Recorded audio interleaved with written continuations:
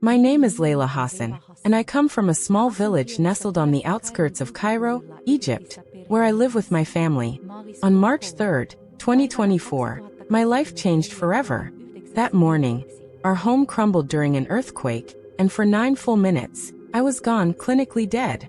What I saw and felt during those 9 minutes shattered everything I thought I knew about God, faith, and the invisible thread that connects every human soul. I was raised in a devout Muslim household. The call to prayer echoed through our village 5 times a day, weaving its rhythm into the fabric of our lives.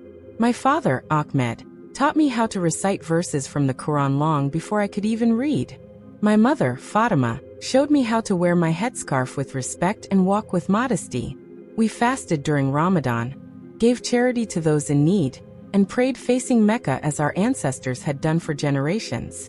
Islam wasn't just our faith, it was our identity, our structure, our heartbeat. It was all I had ever known. That morning began like any other. My mother and I were preparing breakfast in our small kitchen, grinding spices by hand while the smell of cardamom and cinnamon filled the air. My little brother Omar sat nearby on the floor, playing with his wooden blocks. The first light of dawn filtered softly through the dusty window, casting golden patterns on the walls. My father had already left for the market where he sold fruit. Everything felt safe, ordinary, familiar. Then in an instant, the world turned upside down. A deep rumble rose from beneath the ground, like the growl of some ancient beast. The floor began to shake violently. Jars shattered, dishes fell, the air filled with the sound of cracking wood and screams. My mother shouted for us to get under the table, but before we could move, the heavy ceiling beam, loaded with clay tiles, gave way. The last thing I heard was my mother's voice screaming my name as the world collapsed around us.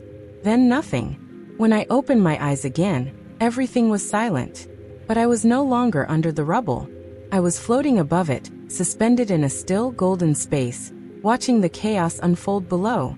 I could see the broken walls of our home, the dust still rising in the air. I saw my mother digging through the debris with her bare hands, her face streaked with tears and dirt. Neighbors were rushing toward the wreckage. Someone pulled Omar out. He was crying, thank God, which meant he was alive. But I wasn't there. I looked around, confused. I could see my mother, the villagers, the house, but not my body. I called out, trying to tell her that I was fine, that I was right there. But no sound came out. That's when the truth struck me. I was dead. My body was somewhere under those stones, but my spirit, the real me, was free. And strangely, I wasn't afraid. There was no pain, no fear, no confusion, only peace. A deep, infinite peace that wrapped around me like the warmest blanket on the coldest night. I had never felt anything like it. Then, without deciding to move, I began to rise. It was as if something gentle, unseen, was pulling me upward. The destroyed village faded away beneath me. Soon, I could see all of Egypt, the desert stretching endlessly, the Nile River winding like a ribbon of light, the distant pyramids gleaming faintly in the sun. But this wasn't just the sky I was passing through. It was something else entirely. The space around me shimmered, alive with light that felt intelligent. It was warm, living, radiant. And that light, it sang. It wasn't a sound made by instruments or voices. It was the sound of pure joy, of existence itself. Every note felt like love made audible. Then, through that glowing expanse, I saw a figure walking toward me. At first, the brightness around him was so great that I couldn't see his face clearly. But as he drew closer, my soul knew instantly who he was. Even though he looked nothing like I had ever imagined, his face was kind, deeply compassionate. His eyes, dark, deep, and shining, seemed to hold all the love in the universe. His skin was olive-toned, like people from my village, and his hair fell gently to his shoulders. He wore a simple robe that shimmered with a light of its own. When he spoke, his voice filled everything. It was soft yet thunderous, like music and power perfectly intertwined. "Amira," he said, calling me by my birth name. And the way he spoke it, it was like hearing my name sung for the first time, in the language of eternity. "Do not be afraid, little daughter. You are safe with me." His words melted through me like warmth through ice. I tried to speak, but the only thing that came out was awe. Everything I had been taught told me this moment was impossible. Muslims believed in Jesus, Isa, as a prophet but not as the Son of God. Yet standing before him, surrounded by that unimaginable love, I couldn't deny what my heart already knew. "Are you Jesus?" I whispered, though I had no voice. He smiled, and it felt like watching the sunrise over the desert. "Gentle, brilliant, eternal. Yes, beloved child," he said. "I am the one you call Isa, and the same one others call Jesus. I am he who was, who is, and who is to come." Tears streamed from my eyes, though I had no physical body to cry with. "But I'm Muslim," I said softly. "I pray to Allah. I follow the teachings of the Prophet Muhammad. My family, my village, everyone I know believes differently." Jesus stepped closer. I could feel waves of compassion radiating from him, stronger than anything I had ever known. "Leila," he said gently, "do you think your prayers to Allah were ignored? Do you believe your sincere heart, seeking truth, went unheard?" He paused, letting his words rest inside me. "I have heard every prayer you ever spoke.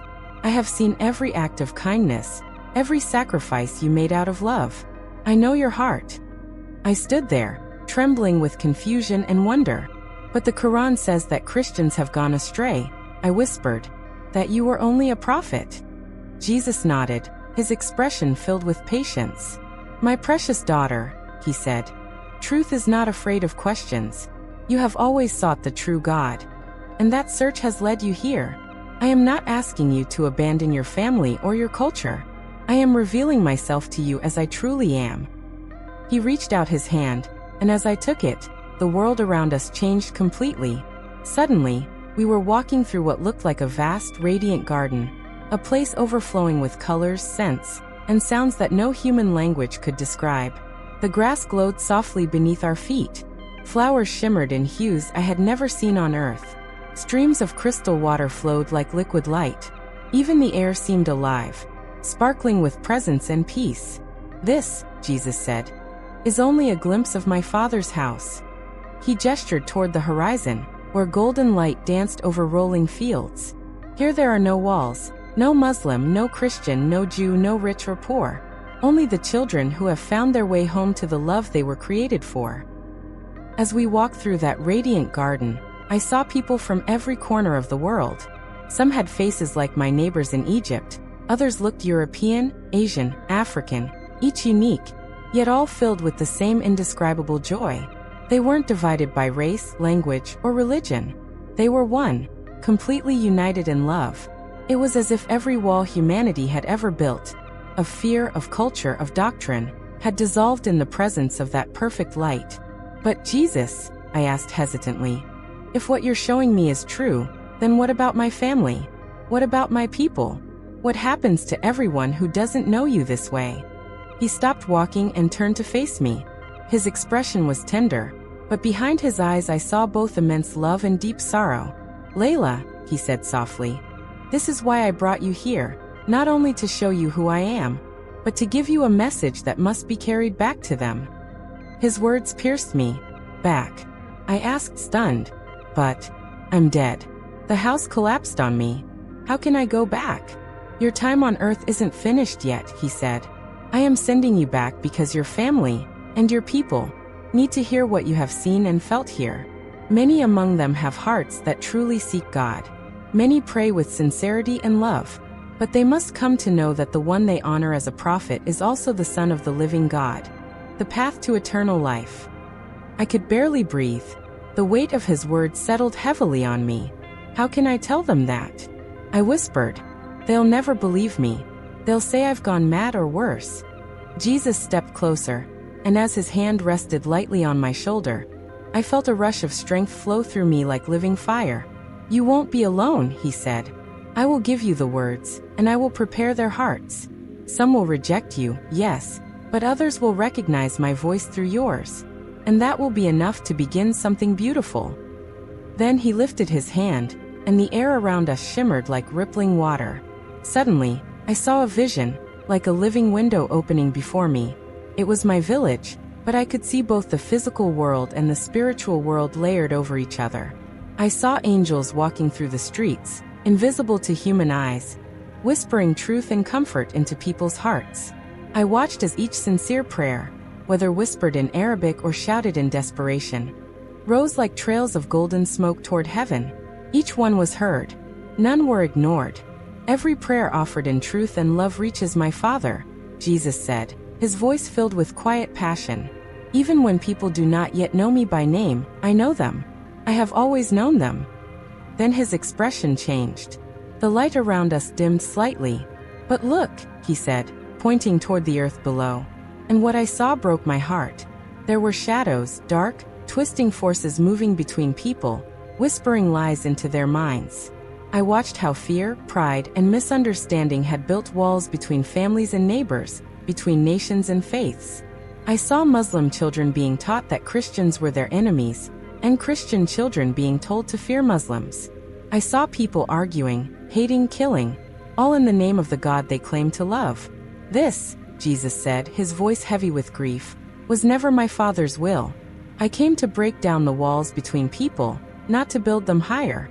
But the enemy has twisted my message of love into something that divides instead of heals.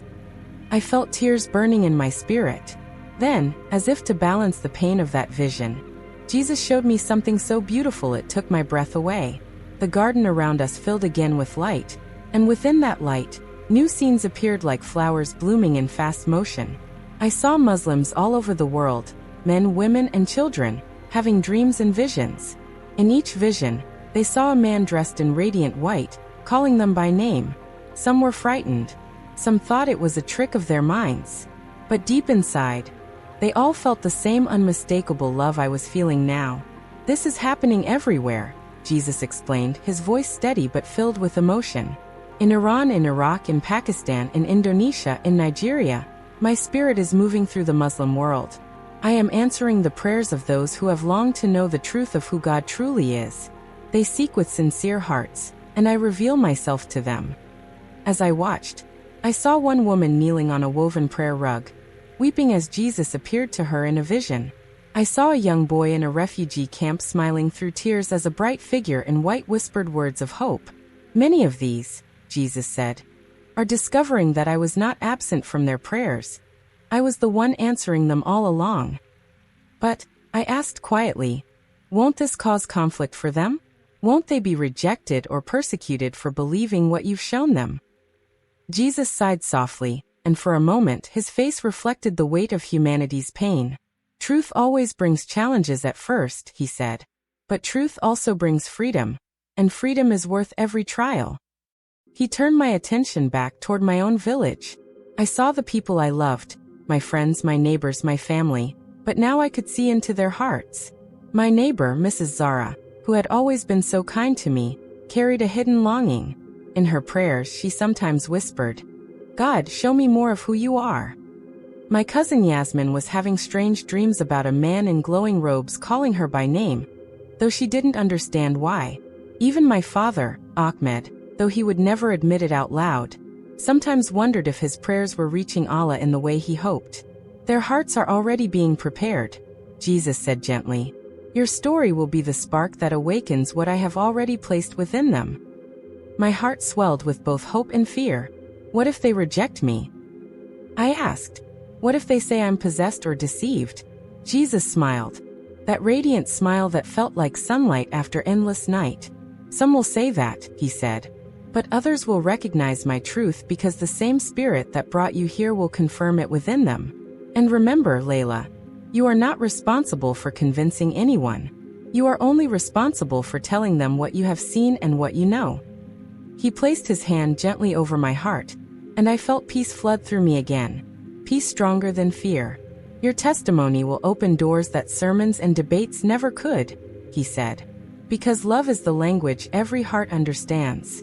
As we walked again through that shimmering garden, I noticed a golden city in the distance, its walls glimmering like diamonds. The light reflected off its gates like waves on water. One day you will come back here, Jesus said. But not yet. There is work for you to do first. You have a life to live, a family to love, and a message to carry. I didn't want to go. I could feel my soul clinging to that place. Please, I said, don't send me back. It's so peaceful here. There's no fear, no pain, no confusion. What if I forget all this? What if I can't find the words? Jesus reached out and touched my forehead. You will never forget, he said. And when the time comes to speak, I will give you the words. You are safe in my hands always. Then the garden began to fade. The golden light dimmed. I felt myself being pulled backward, through the tunnel of living light, through warmth turning to cold, through silence breaking into noise. Suddenly, I was gasping for air, my lungs on fire. I could hear voices shouting in Arabic around me. She's breathing. She's back. My mother's sobs filled the room. I felt her hands clutching mine, trembling. Dr. Mahmoud, our village physician, leaned over me, disbelief in his eyes. Leila, can you hear me? He said. I tried to speak, but my throat was raw. The only word I managed to whisper was one that made my mother freeze in shock. Jesus. That moment, when the word Jesus left my lips, felt like a thunderclap in the tiny room. My mother froze, tears still wet on her cheeks.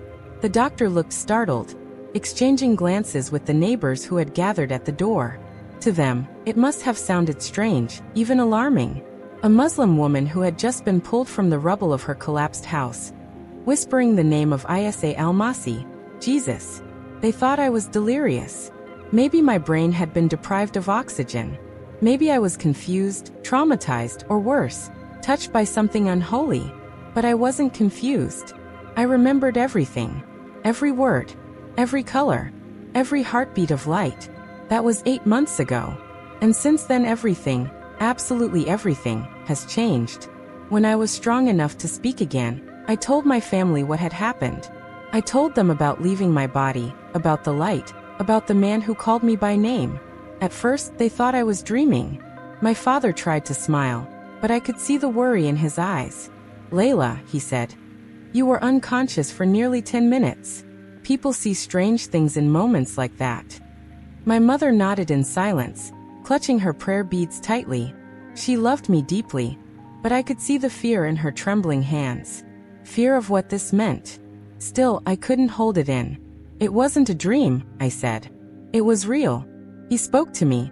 He told me to come back, to share what I saw, that he is the way to God. My father's expression hardened.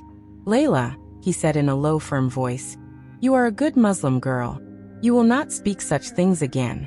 People will not understand. They might think you've been influenced by evil. He wasn't angry. He was terrified. Terrified of what others would say. Terrified for my safety. Terrified of losing his daughter to something he couldn't explain. Within days, word spread through the village that I had seen something. Some people came out of curiosity, others out of concern. A few religious leaders visited our home. They asked me to describe what I had seen. I told them the truth, that I had met Jesus, that he was filled with love beyond comprehension, that he had sent me back with a message for our people. Their faces darkened. This is the work of jinn, one said. You were deceived by a false spirit, said another. You must not speak of this again. It will bring confusion and danger. They recited verses from the Quran, prayed over me, and told my father to keep me quiet until I recovered fully. But deep down I knew I wasn't sick. I was more awake than I had ever been in my life. And then, something unexpected began to happen. My cousin Yasmin came to see me late one night. Her eyes were wide, her voice trembling. Leila, she whispered, please don't tell anyone, but I've been having dreams. Dreams of a man in white robes calling my name. I didn't understand it before, but now that you've spoken of him, it's the same man.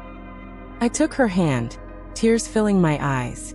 You're not crazy, I said. You saw him too. Within weeks, 3 others in our village came to me in secret, each with their own experiences. An old neighbor, Mrs. Zara, who had always been kind to my family, admitted that for months she had been reading the Injil, the New Testament, hidden inside a cloth bag beneath her bed.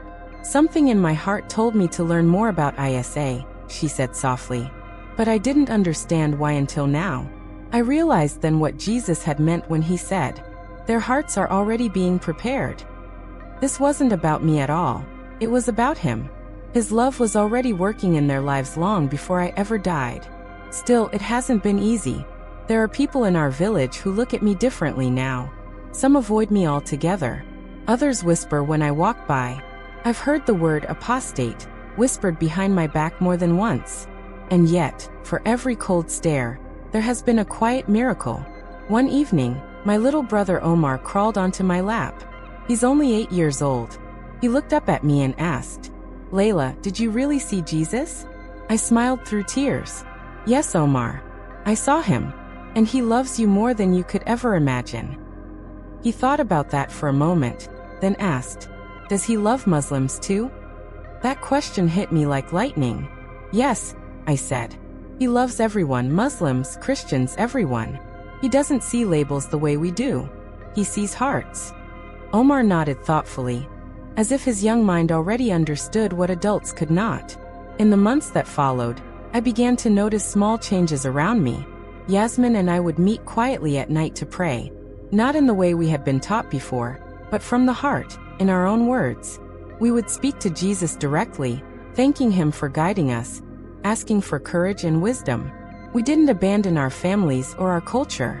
We still respected our parents, honored our traditions, and cared for our neighbors. But something inside us had awakened. We no longer prayed out of fear. We prayed out of love. And slowly, I began to see that this was what Jesus had meant all along. He didn't come to take us away from who we were. He came to fulfill what we had been searching for. He wasn't asking us to reject our heritage. He was showing us that God's love was bigger than our boundaries. Every sincere prayer we had ever prayed, every act of charity, every tear we had shed in the name of faith, he had been listening the entire time. There were moments of doubt, of course. Nights when I lay awake, afraid. What if I had imagined it all? What if I was wrong? But every time fear began to creep in, something gentle would happen. I would feel warmth bloom in my chest, and a whisper, not from outside but from within, would remind me, "You are not alone. I am with you." And I would know, beyond reason, beyond doubt, that he was near. 8 months have passed since the earthquake, but the memory of those 9 minutes feels as vivid as if they happened yesterday.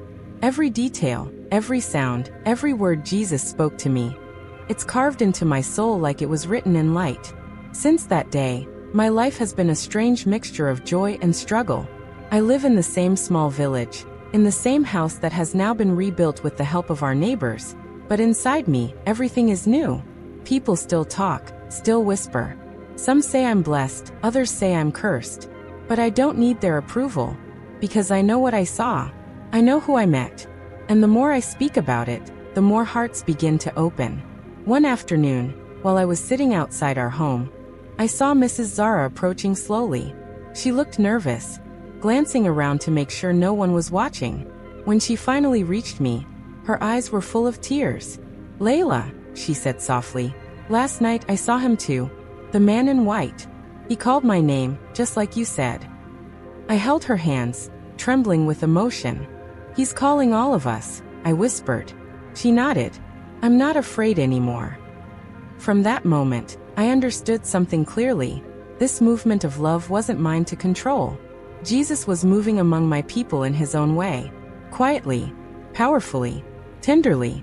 Sometimes, when I walk through the market, I notice people watching me with curiosity rather than suspicion. Some even stop me to ask questions, quietly, privately, about what I saw. I don't preach. I don't argue. I just tell them what I experienced. That I met Jesus, and that he loved me in a way that felt like coming home after a lifetime of wandering.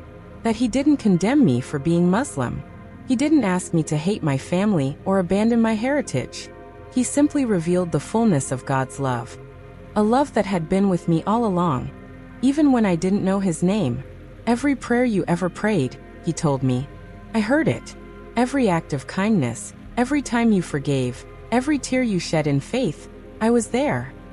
That truth set me free. Now when I pray, I still cover my head as my mother taught me. I still use the words of Arabic that feel like home to my soul. But my heart prays to the living God I met that day. The one who has eyes of compassion, hands of healing, and a voice that carries both power and peace.